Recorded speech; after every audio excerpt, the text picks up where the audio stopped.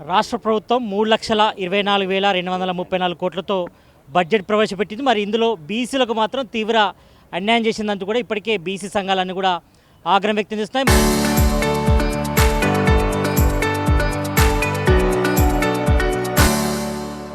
మరి మొదటి నుంచి కూడా దాదాపు 20,000 కోట్లు బడ్జెట్ బీసీలకు ప్రవేశపెట్టాలి. మరి ఇందులో 12,000 కోట్లు మాత్రమే ప్రవేశపెట్టడం పట్ల మరి బీసీ సంఘాలు ఆగ్రహం వ్యక్తం చేస్తున్నారు. మరి ఈ నేపథ్యంలోనే ఈరోజు సోమాజిగూడ ప్రెస్ క్లబ్లో ఇటు రాష్ట్ర బడ్జెట్, బీసీల వాటా, అఖిలపక్ష పార్టీల సమావేశం, ఇటు బీసీ సంఘాల సమావేశం కూడా నిర్వహించారు. ఇటు BC JAC chairman Jajula Srinivas Goud మరి బీసీలకు అన్యాయం చేయడం పట్ల మరి ఈ రకంగా మరి రాష్ట్ర ప్రభుత్వం ఇట్లా ఇనిషియేటివ్ తీసుకోవడం, మరి రాష్ట్ర ప్రభుత్వం వివరించడం పట్ల మరి వాళ్ళ అభిప్రాయం ఏంటో తెలుసుకునే ప్రయత్నం చేద్దాం. మొన్న రాష్ట్ర ప్రభుత్వం బడ్జెట్ ప్రవేశపెట్టింది. మరి దాదాపుగా 3 లక్షల కోట్ల పైగా బడ్జెట్ ప్రవేశపెట్టింది. మరి ఇందులో దాదాపు 12,000 కోట్లు మాత్రమే బీసీలకు కేటాయించారు. మరి బీసీ సప్లాన్ అయితే ఊసలేదు ఇందులో. మరి దీన్ని ఎట్లా చూస్తారు? ఈ బడ్జెట్ ఇటు తెలంగాణ కేటాయింపుల మీద ఎట్లా చూస్తారు? ఇప్పుడు రాష్ట్ర బడ్జెట్ పేరు గొప్ప ఊరు దిబ్బ అన్నట్టుంది. అంకెలు సంఖ్యలు తప్ప అలా ఏమీ లేదు. ఆ బడ్జెట్ తోటి బీసీలు అభివృద్ధి చెందాలంటే ఇంకో 1000 ఏళ్ళు పడుతుంది. ఇప్పుడు కేటాయించినటువంటి బడ్జెట్ తోటి 60% ఉన్నటువంటి 136 కులాలు ఉన్న బీసీలు అభివృద్ధి చెందాలంటే ఇంకో 1000 సంవత్సరాలు పడుతుంది.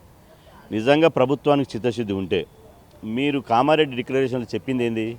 మేము అధికారంలోకి వస్తే ప్రతి సంవత్సరం 20,000 కోట్లు బడ్జెట్ కేటాయిస్తాం. అదేవిధంగా మహాత్మా జ్యోతిబా పూలే సప్లాన్ చట్టం తీసుకొస్తాం.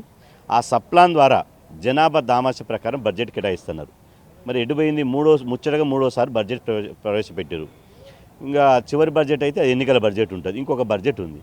మరి మీరు ఇచ్చినటువంటి హామీ ఎక్కడ పోయింది? ఇది బీసీలను మోసం చేయడం కాదా? బీసీలను పచ్చి మోసం చేయడమే కాదు, తడిగుడ్డతో గొంతు కోయడం కాదా? బీసీలను నమ్మించి నట్టేట ముంచడం కాదా?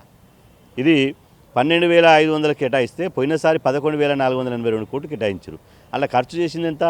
3,000 కోట్లు. 3,000 కోట్లు అంటే కేటాయించిందే 60% జనాభాకు 3.5% నిధులు కేటాయించారు. 3.5% కేటాయించారు. ఆ 3.5%లో 1% ఖర్చు పెట్టారు. మరి సిగ్గు లేదా ప్రభుత్వానికి? బీసీలు అంత అలకగా దొరికిరా? రాష్ట్ర బడ్జెట్ ఎవరిది? మీ తాత జాగిరా? రాష్ట్ర బడ్జెట్ ఎవరిది? మా రెక్కల కష్టం, మా చెమట చుక్కలు. మేము పన్నులు కడితేనే, మేము ఉత్పత్తి చేసే కులాలం పన్నులు కడితేనే ఇలా మీరు ఆ బడ్జెట్ మీద కూర్చున్నారు. ఇలా రాష్ట్ర ప్రభుత్వము గత 2 ఏళ్ల ప్రభుత్వ కాలంలో 3,70,000 కోట్ల అప్పు చేసింది. ఆ అప్పుల్లో మా మీదేరా, మా నెత్తి మీద రుద్దరా? ఆ అప్పుల్లో దాదాపు 2,20,000 కోట్లు బీసీలకు అప్పు కట్టాలి. రేపు 3,70,000 కోట్ల అప్పు తీసుకొచ్చి ఎవరికి ఇచ్చారు? కాంట్రాక్టర్లకు ఇచ్చారు. 70,000 కోట్ల రూపాయలు కాంట్రాక్టర్లకు ఇచ్చారు. ఇవాళ కనీసం ఫీజుల రియంబర్స్మెంటు 70,000 కోట్లు కాంట్రాక్టర్లకు ఇచ్చారు కదా. 7,000 కోట్లు, 7,500 కోట్లు పిల్లలకు ఫీజుల రియంబర్స్మెంట్ ఇవ్వమంటే ఎందుకు ఇస్తలేరు? ఫీజుల రియంబర్స్మెంటు, స్కాలర్షిప్లు ఇవ్వమంటే మాత్రం మీకు మనసు ఒప్పదు. ఎందుకంటే ఇలా కమిషన్లు రావు. పేద విద్యార్థులు 22 లక్షల మంది పేద విద్యార్థులు చదువుకునేటువంటి అవకాశం ఉంటుంది. బడా కాంట్రాక్టర్లకు ఇస్తే సూట్ కేసులు మీకు సంచుల మీద సంచులు నింపిస్తారు కాబట్టి కాంట్రాక్టర్ల జేబులు నింపుతారు. ఇలా మేము అడుగుతున్నాం, ఈ బడ్జెట్ ఎవరి కోసం? ఇది పేదవాళ్ళ బడ్జెట్ కాదు. ఇది బీసీ వ్యతిరేక బడ్జెట్. ఇది బీసీలను నమ్మించి నట్టేట ముంచిన బడ్జెట్, బీసీలను దగా చేసిన బడ్జెట్. ఎట్టి పరిస్థితుల్లో ఈ అసెంబ్లీ సెషన్లోనే మీరు బీసీ సప్లాన్కు చట్టం చేస్తూ బిల్లు పెట్టి ఆమోదించాలి. అప్పుడే కాంగ్రెస్ పార్టీని బీసీలు విశ్వసిస్తారు. లేకపోతే ఇది మోసకారి కాంగ్రెస్. ఈ మోసకారి కాంగ్రెస్ను బొందబెట్టాలని పిలిపిస్తాం. గతంలో ఇటు రాహుల్ గాంధీ వచ్చినప్పుడు కూడా ఇటు ఏఐసీసీకి సంబంధించి అగ్రనేత రాహుల్ గాంధీ కూడా మరి కామారెడ్డి డిక్లరేషన్లో భాగంగా మరి బీసీ సప్లాన్ తీసుకొస్తున్నారు. మరి ఇప్పటివరకు అయితే బీసీ సప్లాన్ ఊసలేదు. దీన్ని ఎట్లా చూస్తారు? అంటే బీసీలని ఒక ఓటు బ్యాంక్ అనేది చూస్తుందా ఈ గవర్నమెంట్ కానీ, ఇతర గవర్నమెంట్లు కానీ, ప్రతిపక్షాలు కానీ? ఇప్పుడు రాహుల్ గాంధీ గారి మాటలకు చేతలకు అసలు పొందనే లేదు. రాహుల్ గాంధీ గారు 42% రిజర్వేషన్లు అమలు చేయాలన్నాడు, చేసిండా? రాహుల్ గాంధీ గారు బీసీ సప్లాన్ తీసుకురావాలన్నాడు, ఆయన మాట విలువుందా? అసలు రాహుల్ గాంధీ గారు ఈ 2.5 సంవత్సరాల కాలంలో తెలంగాణకు వచ్చి ఏ వర్గాలకు ఎక్కడ న్యాయం జరుగుతుంది? ప్రభుత్వం ఇచ్చినటువంటి హామీలు అమలవుతున్నాయా? అసలు మెజార్టీ ఉన్నటువంటి బీసీలకు ఇచ్చిన హామీలు ఏంది? ఈ బీసీ ప్రజలను నేను పెద్ద ఎత్తున పెడబొబ్బలు పెట్టి పెద్ద నినాదాలు ఇస్తున్నా. జనాభా కులగణన జరగాలి, ఎవరి వాటా వాళ్ళకి దక్కాలని పెద్ద నినాదాలు ఇస్తున్నా. ఆ నినాదాల ప్రకారం నా తెలంగాణ రాష్ట్రంలో నా ప్రభుత్వం ఉన్నటువంటి తెలంగాణ రాష్ట్రంలో ఇంప్లిమెంటేషన్ అవుతుందా అనేది కనీసం ఆలోచన ఉందా? ఎంతసేపు ఢిల్లీలో ఉండి ఇవాళ ఢిల్లీకి పిలిపించుకొని వీళ్ళకి మాట్లాడడం మళ్ళీ పంపించడం. మీ మాటలకు చేతలకు పొంతనేది. రాహుల్ గాంధీ ఒక మాట చెప్పాలంటే మైలురాయిలా అంటాడు.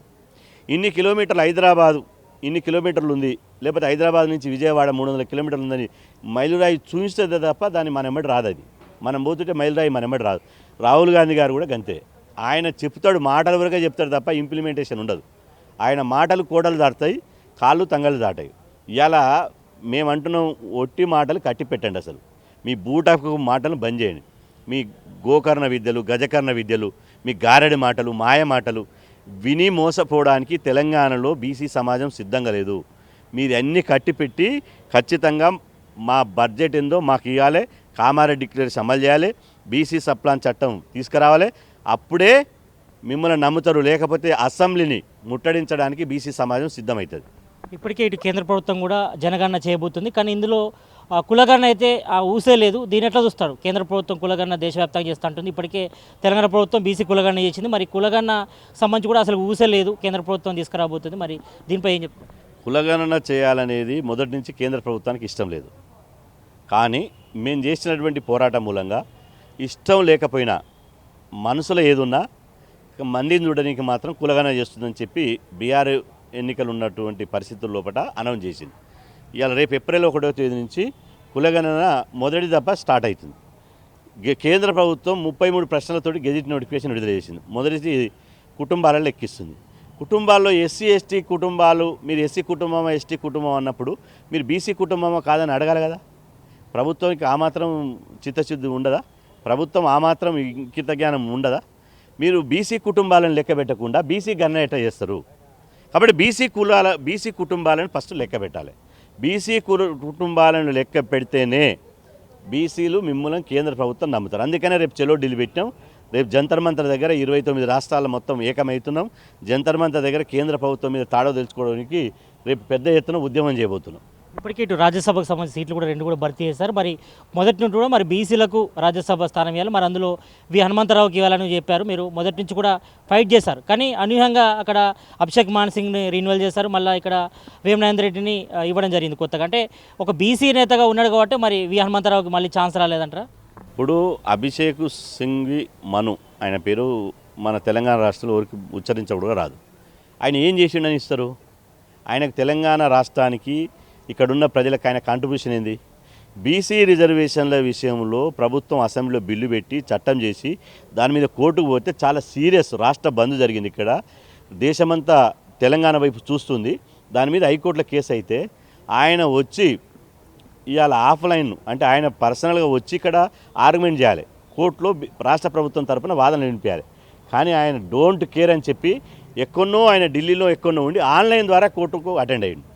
ఆన్లైన్ ద్వారా కోర్టుకు అటెండ్ అయితే నీ యొక్క ఆర్గ్యుమెంట్ ఎంతసేపు ఉంటారు? ఆన్లైన్ ద్వారా నువ్వు వినిపించినటువంటి ఆర్గ్యుమెంట్ ఏందో మేమందరం విన్నాం.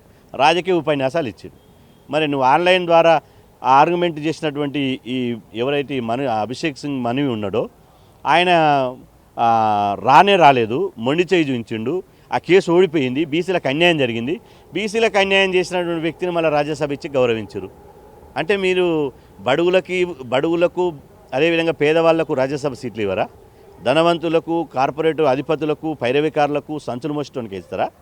కాబట్టి ఖచ్చితంగా బీసీలకు ఇవ్వాల్సిందే, హనుమంతరావుకి న్యాయం జరగాల్సిందే. హనుమంతరావు 10 సంవత్సరాలు టీఆర్ఎస్ ప్రభుత్వంలో ఉన్నప్పుడు నిట్ట నిలువున గెర్రగీసి బీఆర్ఎస్ ప్రభుత్వంతో పోరాటం చేసిండు.